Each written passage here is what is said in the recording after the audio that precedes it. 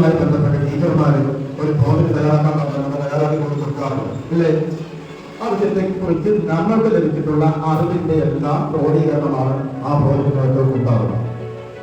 ഇനി നമ്മൾ ചെയ്യാൻ പോകുന്നത് നമ്മുടെ ഈ പറയുന്ന 8ാം ക്ലാസ്സിലെ 16ാമത്തെ അധ്യായമാണ് ജലം എന്ന പാഠഭാഗം. ആ ജലത്തെ അടിസ്ഥാനമാക്കി നമ്മുടെ പ്രദേശത്തുള്ള ജലത്തിലെ ഘടകങ്ങളും അതുപോലെ ആ ജലത്തിന്റെ മലിനീകരണ കാരണങ്ങളെ കണ്ടെത്താനായിട്ട് കൊച്ചു ശാസ്ത്ര സാങ്കേതിക സംവിധാനം നമ്മളെ ചുമതലപ്പെടുത്തിയാണ്. ഏകദേശം 5000 പ്ലാസ്റ്റിക് അവിടെ പോയി എവിടെയാണോ മനുഷ്യൻ കടന്നു ചെല്ലുന്നത്, മനുഷ്യൻ കടന്നു ചെല്ലുന്ന സ്ഥലങ്ങളിൽ മലിനീകരിക്കണം മാത്രമല്ല. അപ്പൊ ഗീതാബോസിലെ അന്ന് മനുഷ്യൻ പുകാത്ത മനുഷ്യൻ പോയി അത്